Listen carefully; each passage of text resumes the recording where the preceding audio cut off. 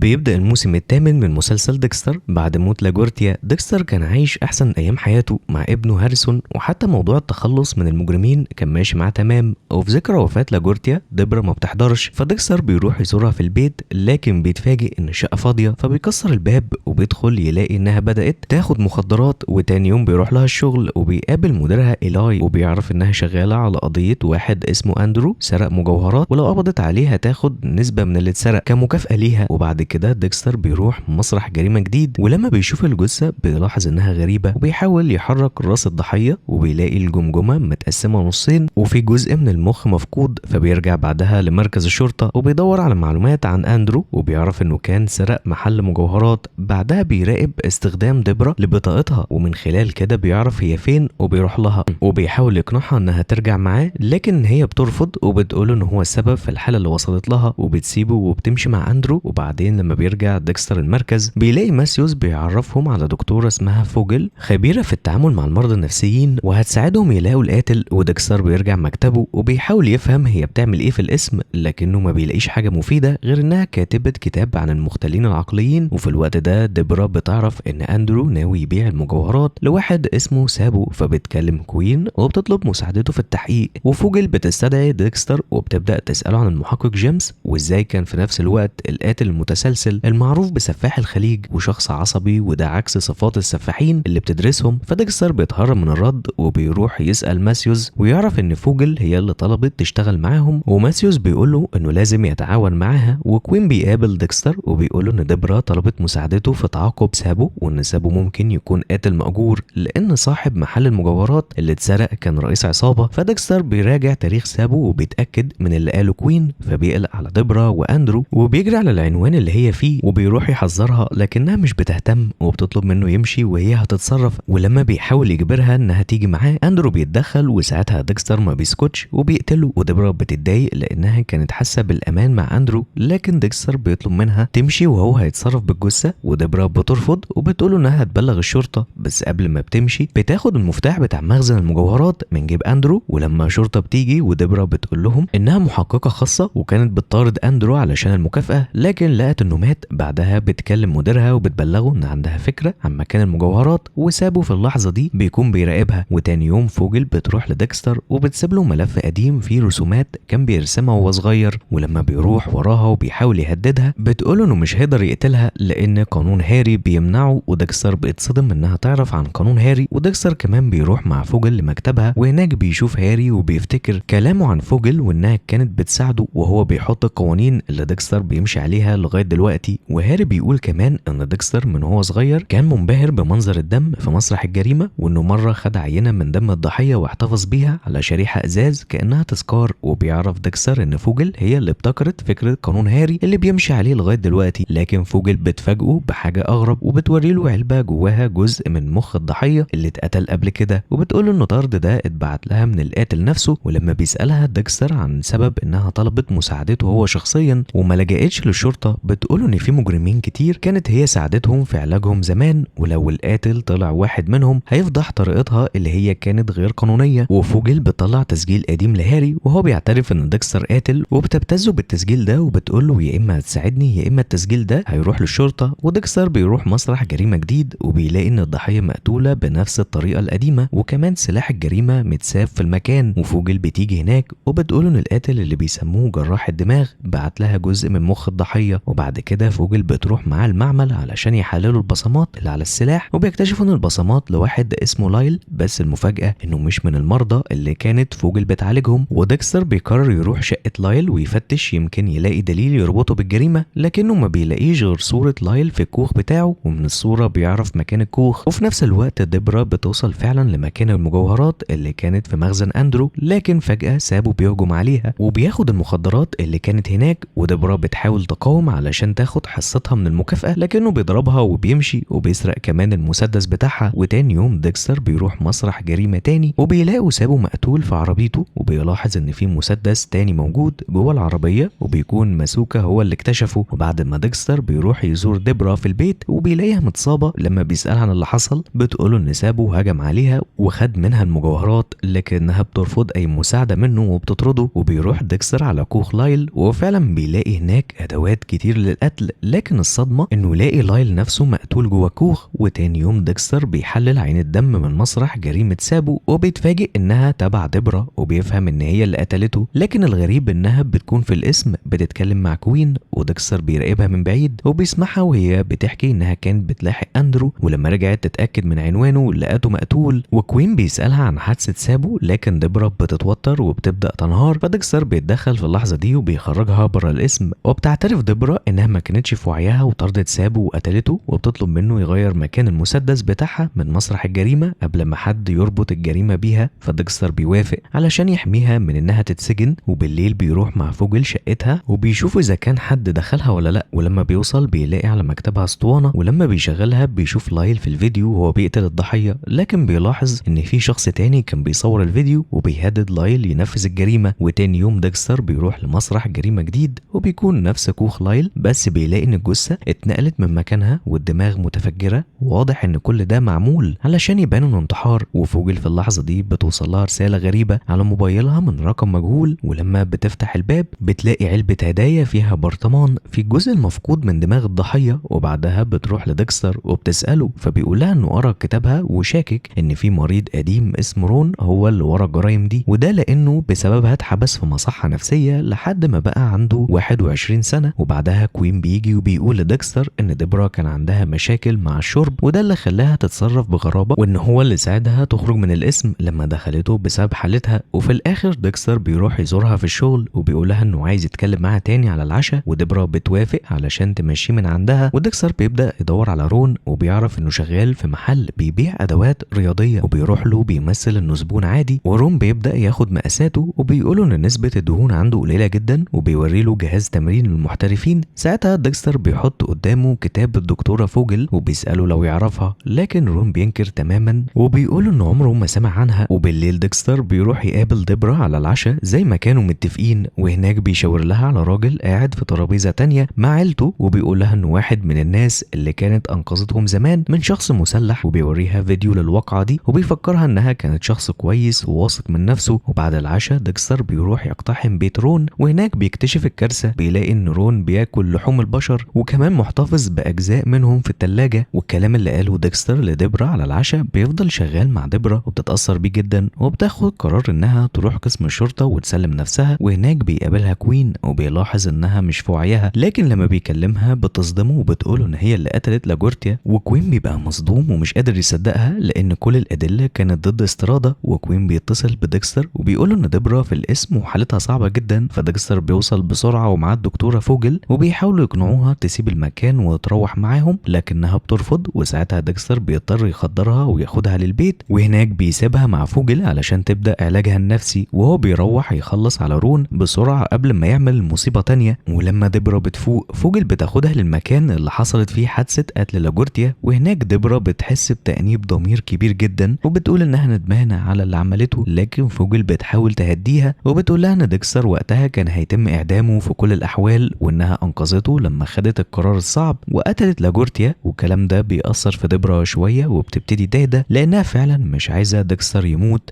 وديكستر بيروح مسرح جريمه جديد وبيلاقي ان الضحيه اتضربت، لكن مفيش اي علامه على اقتحام الشقه، وكل الجيران بيأكدوا انها كانت عايشه لوحدها. فكوين بيبدأ يشك ان اللي قتلها ممكن يكون حبيبها السابق. وبعد كده ديكستر بيروح يسأل فوجل عن حالة ديبرا، لكنها بتقول له انها لسه ما تعافتش بالكامل وانه ما ينفعش يشوفها دلوقتي. وفوجل بتسأله عن قائمة المشتبه فيهم، فبيقولها ان في واحد اسمه ألبرت بيتس شغال حاليا في شركة توصيل، وفوجل كانت مسؤولة عنه زمان وحاولت تعالجه بس ما نجحتش، واضطرت انها تسيبه في المصحة العقلية. وألبرت كان باين عليه شخص مسالم، لكن ديكستر بيلاحظ ان عنده علامة في دماغه في نفس المكان اللي جراح الدماغ بيستخدمه في ضحاياه. وبيرجع يسأل فوجل وهي بتقوله انها طلبت من المصحة تاخد جزء من دماغ ألبرت، والجزء ده كان المسؤول عن مشاعر العنف. وديكستر بيروح يقتحم بيت ألبرت، وهناك بيلاحظ انه كان مرتبط جدا بوالده، وفي الوقت ده ألبرت بيكون بيراقب البيت وبيشوف ديكستر، فبيخرج من القبو السري اللي مستخبي فيه وبيروح ناحيته علشان يقتله. لكن لما بيشوف ديكستر بياخد بصمات من على جزمة واحدة من الضحايا وبيتكلم مع فوجل وبيشرح لها اللي حصل، بيقرر فبيقرر يرجع القبو تاني ويغير خطته، وبيبدأ في التخطيط للانتقام من فوجل الأول. وديكستر في المعمل بيحلل البصمات وبيكتشف إنها تبع واحدة من البنات اللي اختفوا من فترة، فبيرجع تاني على بيت ألبرت، وهناك بيلاقي إن كل الجزم اللي كانت في الدولاب اختفوا. وبعد شوية بيلاقي الباب السري للقبو، ولما بينزل بيكتشف إن ألبرت كان بيراقب البيت طول الوقت وعارف إن ديكستر كان موجود عنده. الصدمة إن ديكستر بيلاقي واحدة من البنات مخطوفين لسه عايشة لكنها مصابة، فبياخدها فورا وبيوديها المستشفى. وبعد كده بيرجع مع فوجل للقبو السري، وبيكتشف هناك إن ألبرت كان بيتجسس على جهاز فوجل وعنده كل تقارير الحالات اللي كانت بتعالجهم. وفي نفس الوقت ديبرا بتفتح جهاز فوجل وبتلاقي تسجيل لهاري والدها، وبيقول فيه إنه لما شاف أول ضحية قتلها ديكستر ما قدرش يتحمل وكان ناوي ينتحر. وتاني يوم بيجي اتصال لألبرت إن والده تعبان جدا وفي المستشفى ولازم يجي يشوفه. ولما بيروح هناك بيتفاجئ إن ديكستر مستنيه، فبيشيل والده من الأجهزة علشان يهرب بيه. ولما الممرضات بيوصلوا ديكستر بيهرب من المكان، وديبرا بتقابل ديكستر وبتسأله عن سبب انتحار هاري. وساعتها ديكستر بيقرر يقولها الحقيقة، لكن لما بتسمعها بتنهار أكتر وبتفقد السيطرة على نفسها وبتقلب العربية بيهم هما الاتنين في المية. بس بيعدي واحد من الصيادين وبيساعدها تطلع، وبتلاحظ إن ديكستر لسه جوه العربية وما طلعش، فبتنزل تاني للمية وبتنقذه. وتاني يوم الاتنين بيبقوا قاعدين في بيت فوجل وهي بتحاول تصالحهم وتخليهم يتكلموا مع بعض، لكن ديكستر بيبقى متضايق جدا من تصرفات ديبرا وبيسيب البيت وبيمشي. وتاني يوم في القسم أنجيل بيبلغ إن الضحية اعترفت على ألبرت، وساعتها بيروح ألبرت يقتحم بيت فوجل وبيخطفها. وديبرا بتحاول تتصل بيها لكن فوجل مش بترد، ولما بتفضل مش بترد فترة بتقرر تروح لها البيت بنفسها، وهناك بتلاقي إن في آثار اقتحام وفوجل مش موجودة. وفي نفس الوقت ديكستر بيرجع بيت ألبرت وبيكتشف إن ألبرت كان بيدفن الجثث في الجنينة وكان بيكسر صوابع رجليهم قبل ما يدفنهم. وديبرا بتوصل له هناك وبتتكلم معاه وبتقول له على اللي حصل، وبتقترح عليه إنهم يشتغلوا سوا وينسوا الخلافات اللي بينهم ويبدأوا يدوروا في دفتر شغل ألبرت علشان يحددوا مكانه. وعلى الناحية التانية كوين وميلر بيروحوا يسألوا واحد من البياعين اللي في طريق الضحية ريفير اللي ماتت لوحدها في الشقة، والبياع بيتعرف على شاب طلع إنه ابن شخصية مشهورة جدا. ولما كوين بيبلغ أنجيل بيقول إنهم مش هيحققوا معاه إلا لو في دليل قوي جدا. بس لما كوين بيروح للشاهد بيتفاجئ إن الشاهد غير كلامه، وبعدها ماسيوس بيحذره إنه ما يتهمش الشاب ده بأي حاجة تاني لأنه لو عمل كده هيتوقف عن العمل. وفوجل في الوقت ده بتلاحظ إن ألبرت مشغول بحاجات تانية وهينشغل عنها لثواني، فبتستغل الفرصة وبتتصل من موبايله على ديكستر. وديكستر وديبرا بيقدروا يحددوا مكانه وبيروحوا على هناك، بس أول ما بيوصلوا بيكتشفوا إن لا فوجل ولا ألبرت موجودين. وبيطلعوا الدور التاني وبيلاقوا فوجل محبوسة جوه الدولاب.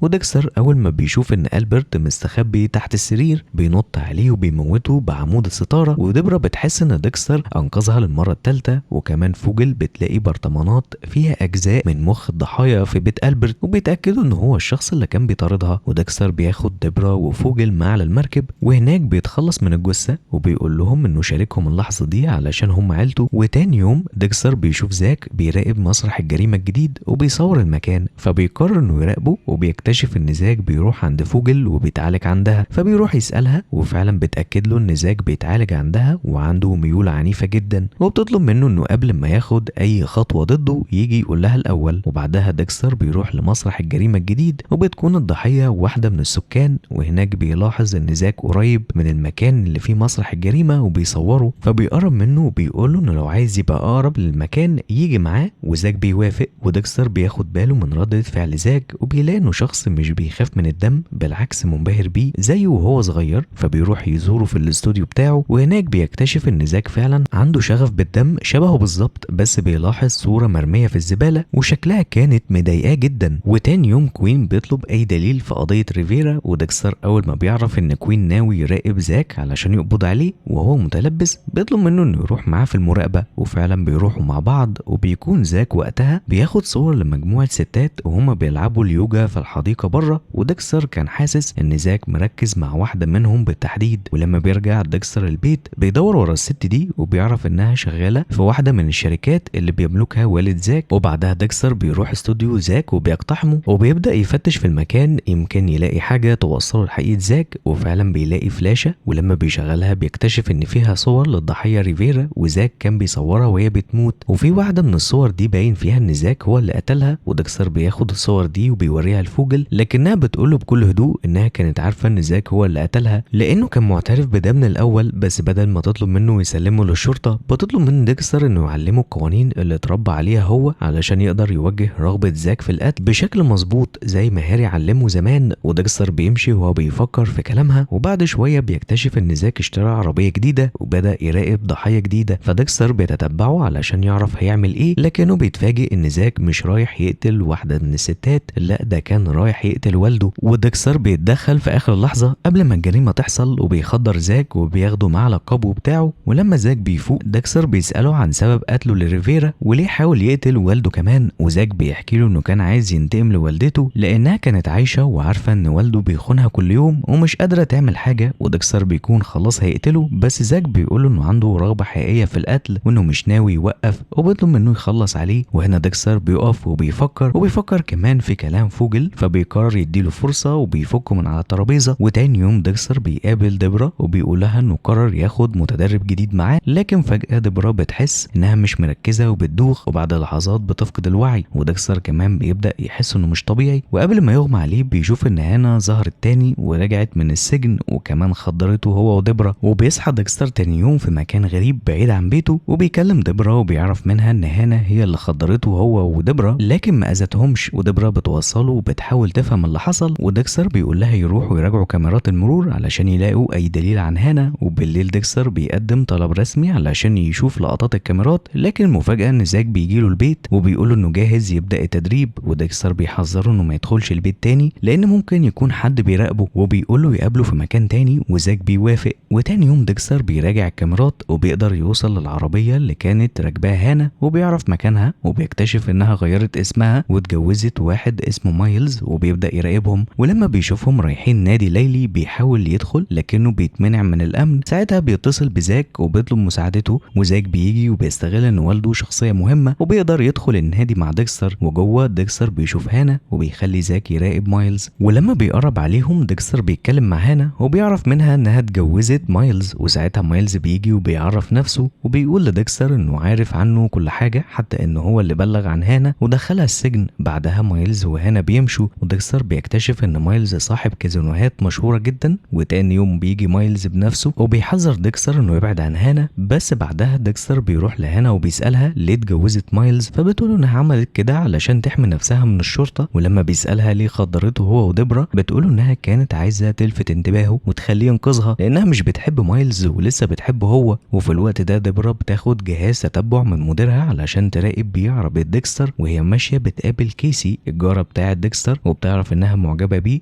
وديبرا بتحذرها انها تبعد عنه لانه شخص معقد وصعب التعامل معاه. وتاني يوم ديكستر بياخد باله ان مايلز بعت ناس تراقبه، وقبل ما يركب عربيته الناس دي بتهجم عليه وبيبداوا يضربوه وبيمشوا. وقتها ديكستر بيقرر انه لازم ينتقم من مايلز ويخلص عليه. وفي نفس الوقت ديبرا بتلاحظ ان عربية ديكستر ماشية في اتجاه المينا، وزاك بيروح يزور ديكستر بس ما بيلاقيهوش، وكيسي بتقول انه مش موجود، فزاك بيتضايق وبيمشي. ومايلز كمان بيعرف ان هانا قابلت ديكستر من وراه فبيكون ناوي يعتدي عليها، بس ديكستر بيوصل في الوقت المناسب على المركب اللي مايلز عليها وبيلاقي ان هانا سبقت وقتلته، وديكستر بيساعدها لانه لسه بيحبها فبتخلصه من الجثة وبيقول لها لازم تمشي بسرعة قبل ما الموضوع ينكشف. وبعدها ديكستر بيجيله اتصال جريمة جديدة حصلت في المنطقة اللي ساكن فيها، ولما بيروح بيلاقي ان الضحية تبقى جارته كيسي وحبيبها اوليفر بيكون عايز يعرف اللي حصل، لكن ديكستر بيهديه. وانجل بيلاحظ ان ديكستر مهتم بالقضية وعايز يشارك فيها، واول ما بيشوف ديكستر الضحية بياخد باله ان في اثار دم تحت ضوافرها، فبياخد عينة وبيحللها وبيطلع الدم ده لزاك. وتاني يوم بيراقب تحركات بطاقة الفيزا بتاعته وبيعرف عنوانه. وجيمي بتكون حزينة جدا على موت كيسي، وديبرا بتيجي وبتحاول تضغط على ديكستر علشان يقتل هانا لكنه بيرفض لانه لسه بيحبها، فبتقوله ان هانا لسه مطلوب القبض عليها. وساعتها ديكستر بيروح لهانا وبيقول لها انه هيساعدها تطلع جواز سفر جديد بهوية مزيفة علشان تسافر، بس بعدها بيقول لها انه محتاجها تروح معاه مشوار الاول علشان يقابلوا شخص. وفي الناحية التانية ديبرا بتروح لمديرها وبتبلغه ان في مكافأة 250 ألف دولار للقبض على هانا. ولما بتروح للمينا بتلاقي اليخت بتاعها اختفى، فبترجع تدور على عربية ديكستر، ولما بتعرف مكانها بتكلمه وتتأكد لكنه بيكذب عليها وبيقول لها انه مشي معاها، فبتقرر تروح وراه. وديكستر بيوصل لعنوان زاك وبيدخل اوضته وبيتفاجئ انها شبه الغرفة بتاعته بالظبط، وكمان عنده ادوات شبه ادواته، وبيحس ان زاك اتعلم منه كتير. واول ما زاك بيدخل ديكستر بيهجم عليه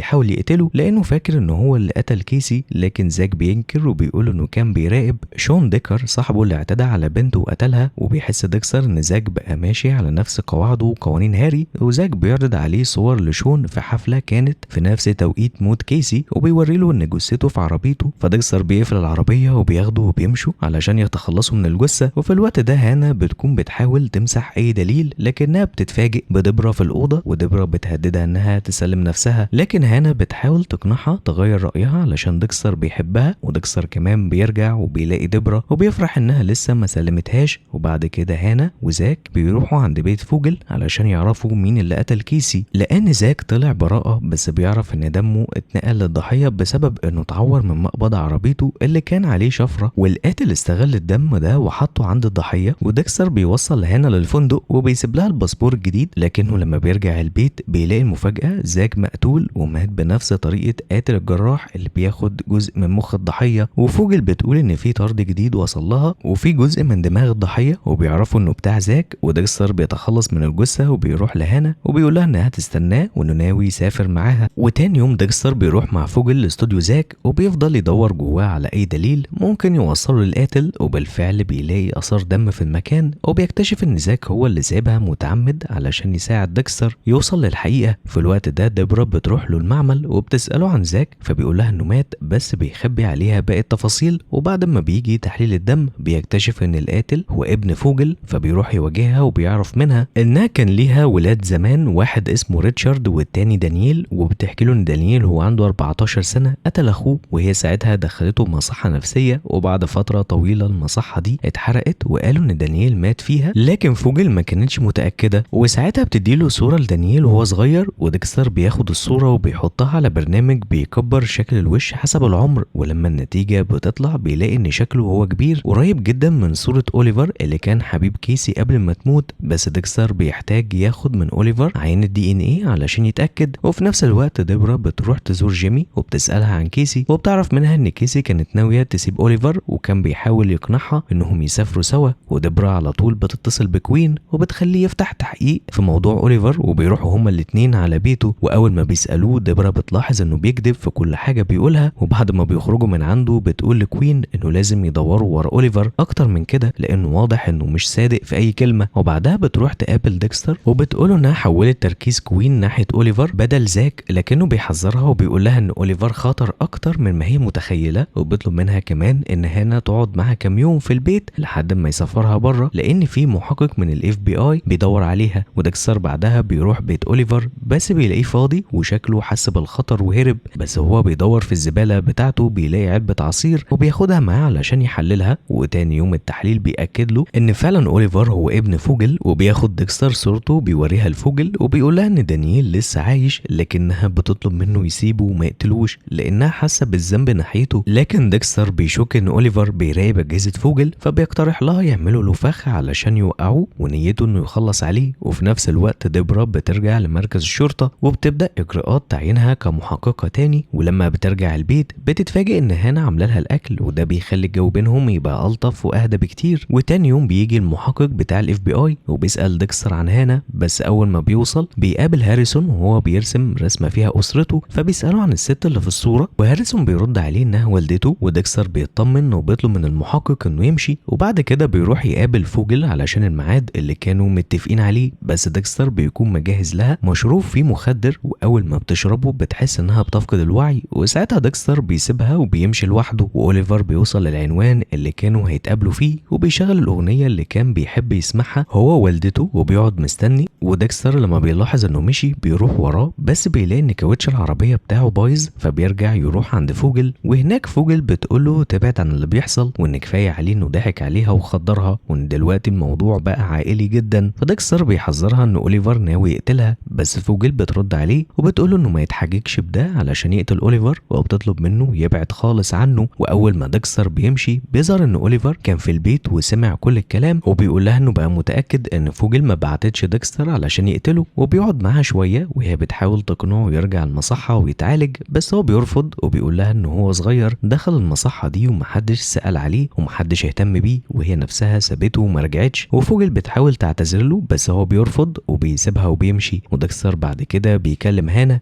وبيقول لها انه ناوي يستقيل من الشغل ويسافر مع الارجنتين، بس قبل ما ده يحصل لازم يخلص من اوليفر. وبيروح يحكي لديبرا عن الخطه وهي بتتضايق جدا ومش قادره تستوعب انه هيسيبها بعد كل اللي مروا بيه سوا. بس ديكستر بيطمنها انه هيزورهم من وقت للتاني. وتاني يوم في مسرح الجريمه بيكون في واحد راكب عجله وعمل حادثه، وديكستر بيفحص الجثه وبعدها بياخد انجل على جنب وبيقول انه ناوي يستقيل قريب لانه محتاج يرتاح بعد موت ريتا. وانجل بيوافق، واوليفر بيروح لفوجل وبيقول لها تيجي معاه في مشوار، فبياخدها لمكان شبه الاوضه اللي كان محبوس فيها وهو صغير، وبيعرفها انه كانوا بيجبروه ياخد ادويه هناك، وبيطلب منها تعلمه يبقى زي ديكستر يقدر يعيش وسط الناس من غير ما يبقى مضطر يستخبى. وفوجل بتوعده انها هتحاول تساعده وبتقوله انها عايزه تبقى والدته من تاني. وفي نفس الوقت ديكستر بيقتحم بيت فوجل وهي مش موجوده، وبياخد الجهاز بتاعها وبيقدر من خلاله يوصل لجهاز اوليفر وبيسحب فيديو ليه وهو بيقتل زاك. وتاني يوم فوجل بتروح لديكستر وبتشجعه يسافر مع هانا، بس ديكستر بيحس ان في حاجه مش طبيعيه وبيفهم انها بتحاول تبعده عن الطريق علشان تفضل لاوليفر. وساعتها بيوريها الفيديو اللي فيه اوليفر وهو بيقتل زاك، وفوجل بتتاثر وبتغير رايها وبتوافق تساعد ديكستر انه يخلص عليه. وبعدها هاريسون وهو بيلعب بيقع وبيعور نفسه، فهانا بتاخده بسرعه على المستشفى. وهناك لما بتكتب في الاستماره بتقول ان اسمها ديبرا وانها والدته، بس موظفه الاستقبال بتشك فيها. وفي الوقت ده ديكستر بيكون بيجهز المكان اللي هيقتل فيه اوليفر، لكن المحقق بيروح المستشفى وبيعرف من الموظفه ان هانا كانت هناك واستخدمت اسم مزيف. وديكستر اول ما بيرجع البيت بيعرف ان هانا مش موجوده، فبيتخيل ان حد شافها او اتعرف عليها، بس هانا بتطمنه ان ديبرا خلصت كل حاجه مع المحقق وبعدته عنها. وبعدها فوجل بتتصل بديكستر وبتبلغه ان اوليفر جاي عندها، وفعلا اوليفر بيوصل. وفي نفس اللحظه ديكستر بيتحرك بسرعه علشان ينقذها، بس فوجل باين عليها متوتره من المقابله، وديكستر بيفهم انها مخبيه سر وانها فعلا اختارته هو على اوليفر. ديكستر بعدها بيوصل لبيت فوجل وبيلاقي فيه موبايل بيرن، وبيرد بيلاقي اوليفر على التليفون وبيقول له يشوف بنفسه. وساعتها ديكستر بيشوف اوليفر وهو بيقتل فوجل قدامه وبيحاول يدخل ينقذها، لكن بيكون فات الاوان وفوجل ماتت. وديكستر بينهار ومش قادر يصدق. بعدها بيحاول يمسح اي دليل يربطه بالمكان وبياخد كل حاجه تخصه او تخص فوجل حتى الاسطوانات، وبيمسح كل الملفات من جهازها. ولما بتوصل الشرطه بيقول لهم ديكستر انه كان جاي علشان فوجل اتصلت بيه، بس انجل بيرفض يسيبه يشارك في القضيه لانه بقى شاهد فيها. بعدها ديكستر بيروح يبلغ ديبرا ان اوليفر هو اللي قتل فوجل، وبعد كده بيروح يقابل مرات ميجيل اللي بقت بتشتغل في بيع العقارات، وبيعرف منها ان في ناس كتير عايزين يشتروا بيته. وبيرجع ديكستر الاسم وبيعرف ان اوليفر كان شغال مفتش مباني وكان عنده امر يهدم مستشفى قديمه، بس المستشفى دي لسه موجوده، فبيفهم ان ده غالبا المكان اللي اوليفر بيستخدمه. وبيخرج ديكستر من الاسم وبيتفاجئ ان اوليفر نفسه موجود هناك، وبيقول انه جاي يبرئ نفسه من قضيه كيسي. وديكستر بياخد منه عينه حمض النووي وبيقول لديبرا انه هيستخدمها علشان يربط اوليفر بجريمه فوجل ويساعدهم يقبضوا عليه. وبالليل ديكستر بيروح المستشفى المهجوره وبيدخل المكان اللي اوليفر بيقتل فيه ضحاياه، وبيلاقي الجهاز بتاعه عليه تسجيلات فيديو لاوليفر وهو بيقتل الضحايا بتوعه. وفي نفس الوقت المحقق الخاص بيروح يواجه ديبرا وبيسالها عن وجودها في المستشفى، لكنها بتدافع عن نفسها وبتقول انها كانت هناك مع هاريسون، بس المحقق بيشك فيها اكتر. وتاني يوم ديكستر بيروح البيت بتاعه علشان يوريه المشتري الجديد،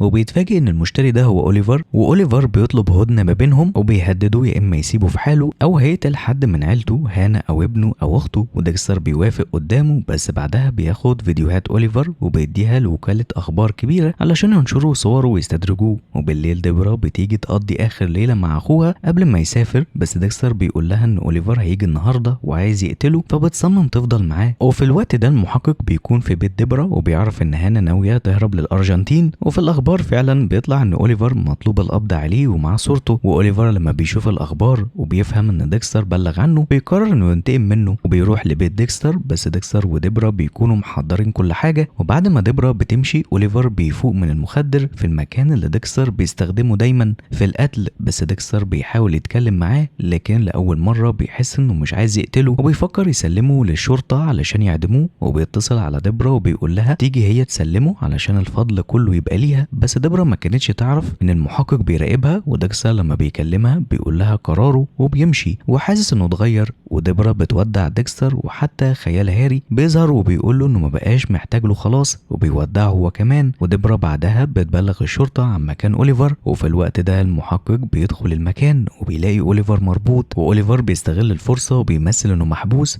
وبيطلب النجدة، واول ما المحقق بيفكه اوليفر بيقتله وبياخد سلاحه وبيضرب نار على ديبرا، وديبرا بتلحق تتصل بالمستشفى. وديكستر في نفس الوقت بيكون في المطار بيجهز علشان يسافر مع هانا، لكن لما بيوصل مش بيلاقيها فبيكلمها وبتقوله انها في الحمام، والمحقق بيراقب المكان فبيجيله فكرة ياخد شوية لعب وساعات وبيحطهم في شنطة، وبيبلغ الامن ان في شنطة مشبوهة في المكان، وبيشاور على المحقق والامن بياخد المحقق للحجز والمطار كله بيتقفل، ورحلة ديكستر وهانا بتتلغي، بس على الاقل قدر ينقذها. وديبرا بتتنقل للمستشفى لكنها بترفض ان اي حد يبلغ ديكستر باللي حصل، وكوين بيفضل معاها طول الطريق، وماسيوس بيتصل بديكستر وبيبلغه ان ديبرا اتصابت بطلق نار، وديكستر بيطلب من هانا انها لازم تسافر لوحدها دلوقتي، واوليفر بيسرق عربيه وبيدور على حد يعالجه، وديكستر بيروح المستشفى وبيعرف انها في العمليات وان المحقق اتقتل، والعمليه بتنجح والدكتوره بتقول انها هتقوم بالسلامه، وديبرا بتطلب من ديكستر يسافر ويكمل حياته وانهم هيفضلوا على تواصل بعدين. وديكستر بيمشي وهو فاكر اللحظات اللي كانت بينه وبين ديبرا، خصوصا لما شافوا هاريسون لاول مره، وبعدها بيروح ويطلب من ماسيوس ان الشرطه تراقب اوضه ديبرا في المستشفى. وفي نفس الوقت اوليفر بيلاقي دكتور بيطري في طريقه وبيجبره يخيط له الجرح اللي في ايده، وبعد ما بيخلص بيقتله وبيتحرك ناحيه المستشفى. وديكستر بيوصل مع هانا وهاريسون لمحطه الاتوبيسات، وهناك بيودعهم وبيقول لهم يسبقوه على الارجنتين، وهو هيروح وراهم لما يخلص موضوع اوليفر. وفي المستشفى اوليفر بيدخل وبيقطع لسان الدكتور البيطري علشان ما يتكلمش وانه شاف اوليفر، وبيدخل من غير ما حد يركز، والناس كلها بتبقى مشغوله بحاله الطوارئ اللي دخلت. وديكستر بيلقط اللي بيحصل وبيجري على اوضه ديبرا، وهناك بيلاقي اوليفر، بس قبل ما يلحق يعمل اي حاجه انجل بيوصل وبيقبض عليه، وديكستر بيدخل الاوضه بعدها لكن بيلاقيها فاضيه، فبيسال كوين والرد بيبقى صدمه لان ديبرا حالتها ساءت واتنقلت للعنايه المركزه، وبيقول له كمان انها اتصابت بسكته دماغيه وحتى لو قدرت تتنفس مش هيبقى عندها اي ادراك او وعي. وساعتها ديكستر بيحس انه خسر كل حاجه، واي حد كان يعرف سره مات، وكل اللي كان بيحبه خلاص اختفى. وفي الوقت ده هانا كانت في الطريق بالاتوبيس لكن بيلاقيها إيلاي وبيقول لها تنزل معاه المحطه الجايه او هيبلغ عنها الشرطه دلوقتي. واوليفر بيكون في الاسم، وديكستر وانجل وكوين عايزين ينتقموا منه، لكن اوليفر بينكر التهم وبيطلب محامي، فانجل بيوديه على الحجز. وديكستر بيكون عارف ان اوليفر غالبا هيتحاكم، بس هو مش قادر يسافر ويسيب الموضوع كده من غير ما ياخد حق ديبرا. وهانا بتحاول تشتت إيلاي وبتديله حقنه مخدره في الاتوبيس وبتقدر انها تهرب منه. اما ديكستر فبيروح لاوليفر في الزنزانه وبيقول انه هيعمل له فحص دم، واوليفر بيبقى شايف ان ديكستر عاجز انه يقتله، لكنه فجاه بيقول له انه جايب معاه سلاح وهيقتله بيه. واوليفر بيتهور وبيتحرك علشان ياخد القلم ويهاجم ديكستر، لكن ديكستر بيستغل الفرصه وبيطعنه بالقلم بسرعه لحد ما يموت. وبعدها بيبلغ الشرطه وبيقول لهم ان اوليفر حاول يقتله. ولما انجل وكوين بيشوفوا الفيديو بيستغربوا، بس باين فعلا انها كانت حاله دفاع عن النفس فسابوه يمشي. وديكستر بيرجع المستشفى والعاصفه كانت شغاله، وكان محبط ومتضايق من اللي هيعمله، ودي كانت فرصته. وبيطلع على اوضه ديبرا وبيشوفها بالحاله اللي كانت بتقول قبل كده انها تفضل تموت على انها تعيش بيها، وبيفصل الاجهزه عنها وهو عارف ان اللي بيعمله ده غلط، وبيشيلها معاه على مركبه. وهو في السكه بيتصل بهاريسون وهانا وبيودعهم، وبعدها بيرمي جثه ديبرا في البحر وبيدخل بالمركب بتاعه جوه العاصفه. وتاني يوم لما العاصفه بتهدى الصيادين بيلاقوا المركب بتاع ديكستر غرقانه، والخبر بيوصل لانجل وكمان لهانا اللي بتفهم ان ديكستر انتحر